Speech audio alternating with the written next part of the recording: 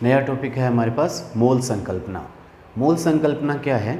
हमारे पास अगर अपने बात करें कि जो परमाणु और अणु होते हैं, ठीक है, तो अपने जो आधारित है रसायन विज्ञान, वो किस पर आधारित है? परमाणु और अणु पर आधारित है। और परमाणु और अणु आकार में क्या होते हैं? आकार में बहुत छोटे होते हैं, ठीक है। तो आकार में छोटे होने के कारण से क्या होगा कि अगर अपने इनके द्रव्यमान का मापन करना हो, तो जैसे अपने इससे पहले जो लेक्चर बने थे वो परमाणु भार के ऊपर आधारित थे, अणु भार पर आधारित थे, तो इनके परमाणु या अणु भार को ज्ञात करना क्या है? मुश्किल था, ठीक है। आज तो अपने कहते हैं कि जो द्रव्यमान स्पेक्ट्रोमिति है, उस द्रव्यमान स्पेक्ट्रोमिति से अपने जो परमाणु भार को या अणु भार को ज्ञात किया जा सकता है, लेकिन पहले इनको ज्ञात करना क्या था? मुश्किल था। तो वहाँ पर क्या किया गया?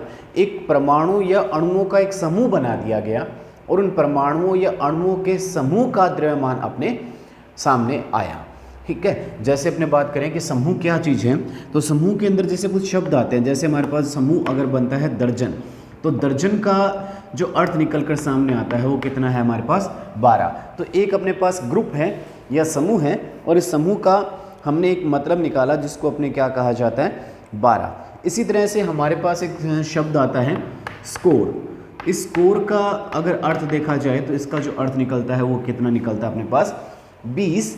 या अपने कह सकते हैं हमारे पास जो शब्द आता है ग्रोस, तो ग्रोस का जो अर्थ है, अगर आपने पूछे कि एक ग्रोस कितना होता है, तो एक ग्रोस किसके इक्वल होता है? 144। तो ये एक संख्या हो गई हमारे पास कि जब भी अपने पास शब्द आता है एक दर्जन, तो एक दर्जन का अपने मतलब निकालते हैं, उसके अंदर किसी भी पदार्थ की जो संख्या है वो कितनी है? 12। एक दर्जन पेंसिल कह दी जाए तो एक दर्जन पेंसिल का मतलब क्या होगा? उसमें 12 पेंसिल हैं, ठीक है। एक स्कोर कह दिया जाए तो एक स्कोर का मतलब उसमें जो संख्या है वो कितनी दी है? 20। और एक ग्रोस दे दिया जाए उसकी संख्या कितनी है? 144। तो यहाँ पर क्या बन गया? हमारे पास एक समूह बन गया। इसी तरह से यहाँ पर अपने परमाणु या अणुओं के एक समूह की बात की जाएगी। उस परमाणु या अणुओं के समूह को क्या कहा जाता है? मोल कहा जाता है। क्लियर होगी चीज अपने पास यहाँ पर?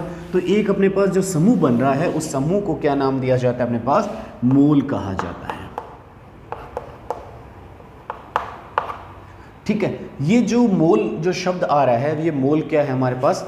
SI मात्रक है, ठीक है। पदार्थ की मात्रा को मापन के लिए मोल क्या है हमारे पास? पदार्थ की मात्रा, ठीक है, जिसको अपने स्मॉल n से रिप्रेजेंट किया था, उसके मापन के लिए जो SI पद्धति के अंदर अपने को ये जो मात्रक अपने को दिया गया था, ठीक है। इसका जो SI जो मात्रक था मोल का, वो मोल का SI मात्रक क्या था हमारे पास? मोल, ठीक है। ये हमारे पास पदार्थ की मात्रा को मापने का SI मात्रक है। देखो हिंदी के अंदर नाम में कोई फर्क नहीं पड़ रहा, मोल और मोल, लेकिन अगर इंग्लिश में देखा जाए तो पदार्थ की मात्रा मोल कितने मोल हैं? तो MOLE, और उसकी संख्या जब लिख दी जाती है तो उसको क्या बना दिया जाता है? MOL। तो इंग्लिश में दोनों में फ़र्क पड़ रहा है, हिंदी के अंदर दोनों नामों में किसी प्रकार का कोई फ़र्क अपने को देखने को नहीं मिल रहा है, ठीक है। तो हमारे पास यहाँ पर इसका जो संकेत और अपने पास इसका SI मात्रक बता दिया, ये तो हो गया इसका संकेत, ठीक है। किससे प्रदर्शित किया जाता है इसे? मोल, ठीक है। तो अपने पास और मात्रक क्या बन गया? अपने पास इसका MOL इसका मात्रक बन गया, ठीक है। अब जैसे हमने कहा था कि एक दर्जन, तो एक दर्जन का मतलब क्या आता है हमारे पास? 12।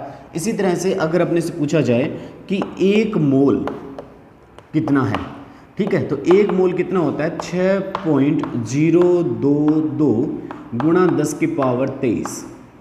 ये एक संख्या आती है किसके अंदर? एक मोल के अंदर। जैसे हमारे पास एक दर्जन की बात की थी, या अपने जो बात की थी एक स्कोर की बात की थी, या एक ग्रोस की बात की थी, तो वहाँ पर क्या था? एक संख्या थी।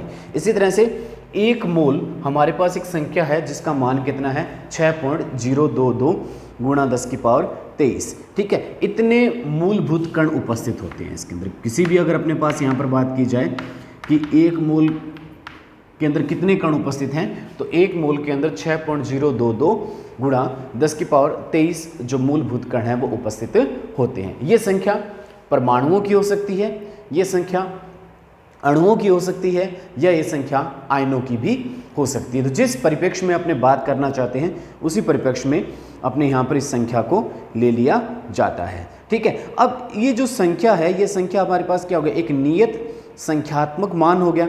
ठीक है, क्या है ये संख्या, अपने कह सकते हैं कि यह संख्या एक नियत संख्यात्मक मान है। ठीक है, एक कांस्टेंट अपने कह सकते हैं न्यूमेरिकल वैल्यू है।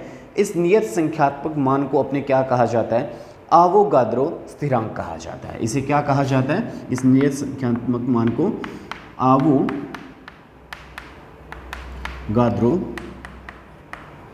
स्थिरांक। ठीक है, क्या कहा जाएगा इसे, आवोगाद्रो स्थिरांक, और इसे प्रदर्शित किया जाता है n के पैरों में a लगाकर। ठीक है, तो ये जो नियत संख्यात्मक जो मान था, इस नियत संख्यात्मक मान को क्या कहा जाता है, आवोगाद्रो स्थिरांक कहा जाता है, और इसे प्रदर्शित किया जाता है n के पैरों में a से प्रदर्शित करके अपने इसको प्रदर्शित कर सकते हैं। ठीक है, तो ये हमारे पास एक नियत संख्यात्मक मान आ गया। और ये जो आवोगाद्रो स्थिरांक है, इसका मात्रक क्या होता है, इसका मात्रक होता है मोल प्रति इनवर्स। इसका अगर मात्रक मैं देखूं आवोगाद्रो स्थिरांक का, ठीक है, तो इसका मात्रक अपने पास क्या बन जाएगा, मोल प्रति। ठीक है, ये इसका मात्रक है। ठीक है, क्लियर होगी अपने पास। जब भी आवोगाद्रो स्थिरांक Na के मात्रक की बात की जाएगी तो वो क्या बनेगा अपने पास, मोल प्रति इनवर्स, या 1/मोल इसका मात्रक हमारे पास बन जाता है। ठीक है, तो इसे क्या कहा जाता है, आवोगाद्रो संख्या भी कहा जाता है। ठीक है, अपने इसको आवोगाद्रो संख्या के रूप में भी इसको प्रदर्शित कर सकते हैं। ये जो संख्या है वो अपने पहले बात कर चुके हैं, परमाणु, अणु, आयन, इलेक्ट्रॉन या अन्य किसी विशिष्ट कण का एक जो समूह बनता है उस समूह को प्रदर्शित करता है। ठीक है, अब कोई भी पदार्थ है उसके अंदर अगर मैं बात करता हूँ 1 मोल की अगर बात की जाती है तो उस 1 मोल के अंदर ये जो संख्या है ये संख्या निश्चित रहती है। ठीक है, भले वो 1 मोल हाइड्रोजन हो, 1 मोल ऑक्सीजन हो, 1 मोल सोडियम क्लोराइड हो, तो जब भी अगर अपने बात करते हैं तो ये संख्या क्या रहेगी, हमारे पास निश्चित रहेगी। इस संख्या में किसी प्रकार का कोई परिवर्तन देखने को अपने को नहीं मिलेगा। ठीक है, कुछ एक उदाहरण देते हैं अपने पास। ठीक है, बच्चे कंफ्यूज होते हैं किस चीज़ के अंदर, वो अपने अगर देखें यहाँ पर मैंने कहा 1 मोल हाइड्रोजन परमाणु, क्या कहा मैंने, 1 मोल हाइड्रोजन परमाणु। तो जब 1 मोल जब आ गया तो उसका अर्थ कितना हो जाएगा, 6.022 गुणा 10 की पावर 23। तो 1 मोल हाइड्रोजन परमाणु कितने होते हैं हमारे पास, तो 1 मोल हाइड्रोजन परमाणु हमारे पास कितने हो जाएंगे, 6.022 गुणा 10 की पावर 23। ठीक है, इतने हाइड्रोजन परमाणु हमारे पास उपस्थित होते हैं 1 मोल के अंदर। अब मैंने कहा यहां पर जो दूसरा जो शब्द प्रयोग में लिया वो मैंने कहा 1 मोल हाइड्रोजन अणु, 1 मोल हाइड्रोजन अणु, तो वो भी कितने होंगे, 6.022 गुणा 10 की पावर 23। ठीक है, अब यहां पर किस रूप में हो गया, वो हाइड्रोजन H2 अणु के रूप में हो गया। अब बच्चे कंफ्यूज होते हैं कि जी परमाणु भी इतने ही है, अणु भी इतनी है। देखो यहां पर संख्या है, जब हाइड्रोजन को परमाणु के रूप में व्यक्त किया गया, ठीक है, तो वो भी इतने ही थे, और जब हाइड्रोजन को मैंने किस रूप में व्यक्त कर दिया गया, इस रूप में व्यक्त कर दिया, तो भी ये संख्या ये रहेगी। इसकी संख्या में किसी प्रकार का परिवर्तन नहीं आएगा। ठीक है, परमाणु और अणु अलग है कि परमाणुओं के जुड़ने से किसका निर्माण होता है, अणु का निर्माण होता है। और हाइड्रोजन कैसा है, एक द्विपरमाणुक अणु है। हाइड्रोजन कैसा है, एक द्विपरमाणुक अणु है। हाँ, इस संख्या के अंदर अगर आप कहते हो कि इतने मोल हाइड्रोजन अणु के अंदर परमाणु कितने हैं, इतने मोल हाइड्रोजन, 1 मोल हाइड्रोजन अणु के अंदर परमाणु कितने, अगर ये कहा जाए, अगर अपने यहां पर ये निकालना हो 1 मोल हाइड्रोजन अणु में परमाणुओं की संख्या अगर निकालनी पड़े अपने को, तो अपने क्या कहेंगे कि अपने को पता है हाइड्रोजन कैसा है, एक द्विपरमाणुक अणु है, अर्थात इसकी जो परमाणुकता है वो परमाणुकता कितनी होती है, इसकी 2 होती है। तो अपने क्या कर देंगे, अब इस संख्या को कितने से गुणा कर देंगे, 2 से गुणा कर देंगे अपने पास। समझ में आई बात आपको? यहाँ पर अपने एक मोल की बात कर रहा है, वो एक मोल भले अणु हो या एक मोल परमाणु हो, वो एक संख्यात्मक मान है। अपने इन दोनों में रिलेशन ना देखने लग जाए, कई बच्चे ये कहते हैं कि परमाणु और अणुओं की संख्या एक जैसी कैसी हो सकती है, तो इसमें कोई दिक्कत नहीं है अपने पास। जैसे अपने जो कहा जाता है वो इसी के नाम के अंदर अपने पास यहाँ पर आएगा। जैसे अपने कहते हैं कि सामान्य रूप से कहा जाए कि अपने यहाँ पर उदाहरण लिया, मैंने कहा 1 दर्जन केले, तो 1 दर्जन केले की संख्या कितनी आएगी? 12। लेकिन मैं कहता हूँ 1 दर्जन चौक के डिब्बे, तो 1 दर्जन चौक के डिब्बे और 1 दर्जन चौक, दोनों के अंदर अंतर है ना हमारे पास। मैंने एक चीज कही कि 1 दर्जन चौक और एक मैंने कहा कि 1 दर्जन चौक के डिब्बे। तो यहां पर देखो 2 बातें आ गई। पहले मैंने कहा 1 दर्जन चौक, तो 1 दर्जन चौक का मतलब तो कितना हो गया? 12 चौक मैं यहां पर देख रहा हूं, और 1 दर्जन चौक के डिब्बे, इसका मतलब 12 चौक के डिब्बे। अब एक डिब्बे में चौक तो बहुत से हो सकते हैं, ठीक है। एक डिब्बे में हो सकता है कि हमारे पास 20 चौक हो, एक डिब्बे में हमारे पास हो सकता है कि 50 चौक हो। लेकिन अपने यहाँ पर क्या कर रहा है कि जो दर्जन है वो प्रदर्शित कर रहा है 1 दर्जन चौक या 1 दर्जन चौक के डिब्बे। इसी तरह से मैंने यहाँ पर जो कहा है 1 मोल हाइड्रोजन परमाणु, तो 1 मोल जब हाइड्रोजन परमाणु जब कह रहे हैं तो उसका मतलब क्या होता है? 10 की पावर 23 हाइड्रोजन परमाणु होंगे। 1 मोल हाइड्रोजन अणु की अगर बात करता हूं तो वो कितने होंगे हमारे पास? इतने अणु होंगे वहां पर। हाँ, अगर ये कहा जाए कि 1 मोल हाइड्रोजन अणु में कितने परमाणु हैं, तो आपने कहा कि एक अणु में कितने परमाणु होते हैं? 2 परमाणु होते हैं। हाइड्रोजन के एक अणु में कितने परमाणु हैं? 2। तो इसका मतलब 1 मोल में कितना होगा? तो अपने क्या कर दिया जाएगा यहाँ पर? 2 से इसका क्या कर दिया जाएगा? गुणा कर दिया जाएगा, ठीक है। तो ये हमारे पास इसकी जो मेन बात है। और ये जो आवोगाद्रो जो स्थिरांक नाम दिया गया है वो हमारे पास जो अमीडियो आवोगाद्रो जो साइंटिस्ट थे, उस अमीडियो आवोगाद्रो साइंटिस्ट के सम्मान में इसको नाम दिया गया है, ठीक है। इन साइंटिस्ट के सम्मान में इस संख्या को जो नाम दे दिया गया वो क्या नाम दे दिया गया? आवोगाद्रो स्थिरांक अपने इसको नाम दे दिया गया है, ठीक है। तो यहाँ पर जो अपने पास, अगर मैं 1 मोल सोडियम क्लोराइड की बात अगर करता हूँ, 1 मोल सोडियम क्लोराइड, तो 1 मोल सोडियम क्लोराइड का अर्थ क्या निकलेगा हमारे पास कि इसके अंदर कि सोडियम क्लोराइड की जो इकाइयाँ हैं, सूत्र इकाइयाँ हैं, वो कितनी हो जाएगी? 6.022 गुणा 10 की पावर 23 सूत्र इकाइयां मौजूद होगी। किसकी? NaCl की, ठीक है। तो ये जो अपने पास कुछ भी अपने नाम दिया जाता है ये मोल को क्या करता है? प्रदर्शित करता है, ठीक है। तो अपने पास जैसे कल अपने बात की थी कि मोलर द्रव्यमान की बात की थी, तो मोलर द्रव्यमान क्या लिखा था? ग्राम प्रति मोल, ठीक है। तो ग्राम प्रति मोल, जैसे अपने कहा कि जल के एक अणु का अगर मोलर द्रव्यमान अगर देखा जाए तो जल के एक अणु का जो मोलर द्रव्यमान कितना होता है हमारे पास? आपने कहा था 18 ग्राम प्रति मोल, ठीक है। 1 मोल का द्रव्यमान किसका? जल के। तो वैसे जल का जो द्रव्यमान था वो कितना लिया था? 18 एकीकृत इकाई लिया था। इसे जब ग्राम में व्यक्त किया जाता है जिसे ग्राम द्रव्यमान कह दिया जाता है, ठीक है। तो अपने पास कितना हो गया? 18 ग्राम प्रति मोल, ठीक है। इसका मतलब 18 ग्राम प्रति मोल जो द्रव्यमान आ रहा है वो जल के एक अणु का नहीं आ रहा। जो अपने पास जो 18 ग्राम जो द्रव्यमान लिखा गया है वो वास्तव में एक अणु का नहीं है, वो कितने अणुओं का है? 6.022 गुणा 10 की पावर 23 अणुओं का जो द्रव्यमान है वो कितना है? 18 ग्राम है, ठीक है। तो इतने अणुओं का जो द्रव्यमान आ रहा है वो कितना आ रहा है? 18 ग्राम। तो इसका मतलब वास्तव में जो अपने द्रव्यमान की जो बात कर रहे हैं, किसी भी परमाणु या अणु के द्रव्यमान की जो बात की जा रही है, वो द्रव्यमान अपने एक इकाई का द्रव्यमान न लेकर एक ग्रुप के द्रव्यमान की बात की जा रही है। जैसे हमने कहा कि कार्बन डाइऑक्साइड का अगर द्रव्यमान देखा जाए तो कार्बन डाइऑक्साइड का कितना आता है? 44, ठीक है। अब 44 यू भी कहा जा सकता है, और इसको अगर ग्राम में अगर प्रदर्शित करते हैं तो ग्राम में ये मान कितना आ जाएगा? 44 ग्राम आ जाएगा, ठीक है। तो ये जो मान है वो 44 कार्बन डाइऑक्साइड के एक अणु का द्रव्यमान न होकर कितने का है? 1 मोल का है, ठीक है। कितने का है वो? 1 मोल का है। अर्थात जो ये जो द्रव्यमान आ रहा है वो द्रव्यमान कितनी इकाइयों का है? इतनी इकाइयों का जो द्रव्यमान है वो कितना आ रहा है? 44 हमारे पास प्राप्त हो रहा है। ठीक है, तो समझ में आई आपको बात। इसी तरह से और उदाहरण देख सकते हैं, जैसे अपने कहें कि कार्बन जो 12 है, ठीक है, कार्बन 12 का जो द्रव्यमान है वो कितना है।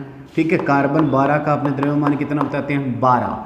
तो ये जो 12 है वो 12 जो आ रहा है द्रव्यमान वो 12 ग्राम प्रति मोल है। ठीक है, जो अभी तक अपने सिर्फ क्या लिख रहे थे, 12 ग्राम या 12 एकीकृत इकाई जो लिखा जा रहा था वो वास्तव में क्या 12 ग्राम प्रति मोल है, अर्थात 6.022 गुणा 10⁻23 इकाइयों का जो द्रव्यमान है वो कितना है, 12 ग्राम है।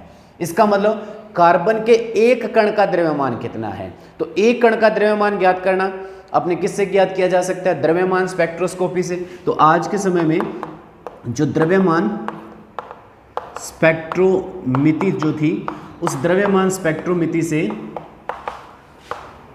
कार्बन 12 के एक परमाणु का द्रव्यमान ज्ञात किया गया।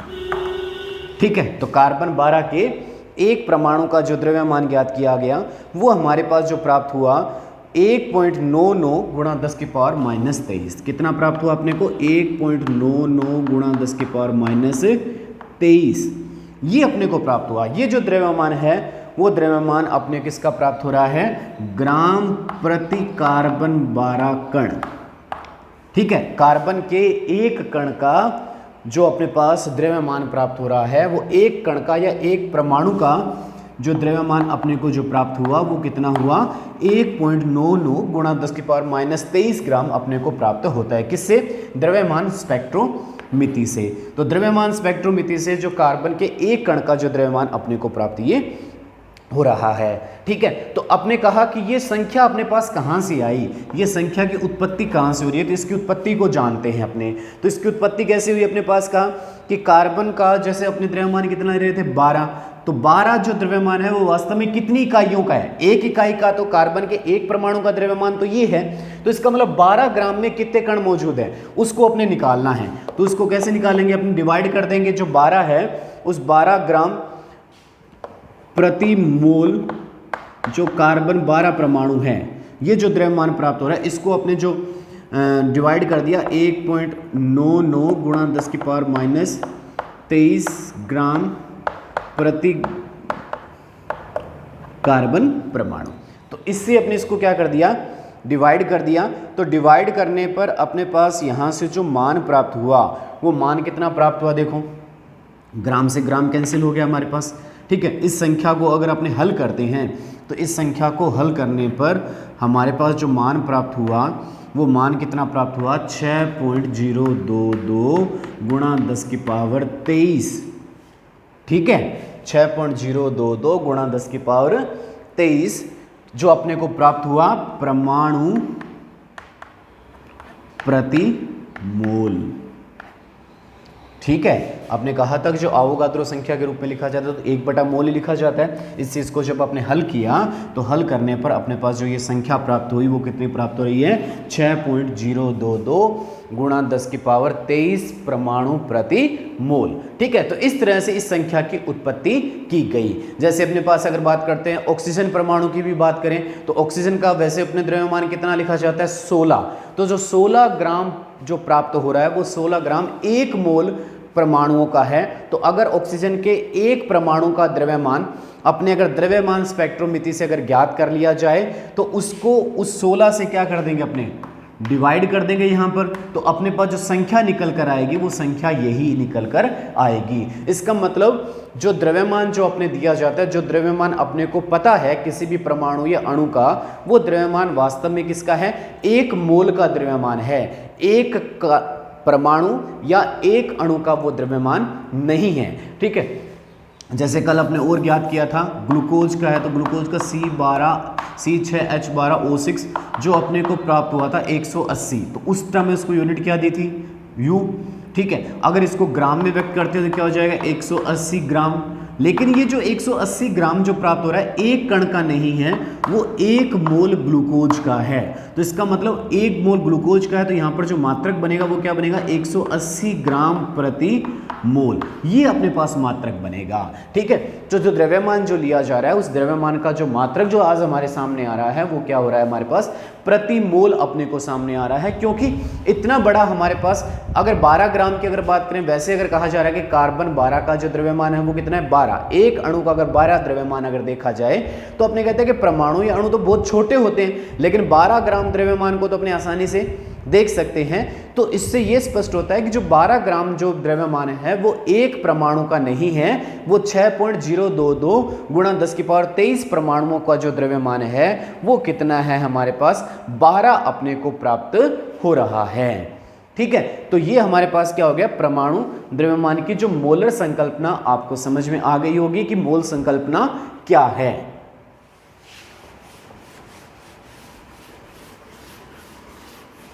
अब जैसे क्वेश्चन बन जाए, आपको कहीं पर किसी पदार्थ का या किसी अणु का ग्राम द्रव्यमान दे दिया जाए और उस ग्राम द्रव्यमान से आपसे ये पूछा जाए कि इसके अंदर कितने मोल उपस्थित है, तो वो कैसे निकालें। तो अपने मोल संख्या ज्ञात करने के लिए, जो n का मान ज्ञात करने के लिए हमारे पास सूत्र होता है, किसी पदार्थ, कोई भी पदार्थ, अणु, परमाणु या आयन, किसी पदार्थ का ग्राम में भार बटे में अपने इसका ले सकते हैं मोलर द्रव्यमान। अब मोलर द्रव्यमान की यूनिट क्या है, ग्राम प्रति मोल है, और यहां पर किस में ले रहे हैं, भार को ग्राम में ले रहे हैं। ठीक है, तो जो n निकाला जाएगा, जैसे मैंने यहां पर उदाहरण लिया, उदाहरण के रूप में कहता हूं मैं यहां पर कि 36 ग्राम जल में कितने मोल उपस्थित हैं। ठीक है, तो अपने n का मान निकालना है, तो हमारे को जो किसी पदार्थ का जो ग्राम में भार है वो कितना दे दिया अपने को, जल का दे रखा है, कितना दे रखा है 36 ग्राम। ठीक है, और जल के एक अणु का जो मोलर द्रव्यमान है वो मोलर द्रव्यमान हमारे पास कितना होता है, 18 ग्राम प्रति मोल हमारे पास होता है। तो इसको अगर हल कर दिया जाए तो n का मान कितना आ जाएगा, 2 मोल आ जाएगा। इसका मतलब 36 ग्राम जल में जो कितने मोल उपस्थित है हमारे पास, 2 मोल हमारे पास उपस्थित है। ठीक है, तो ये हमारे पास मोल संकल्पना हो जाती है।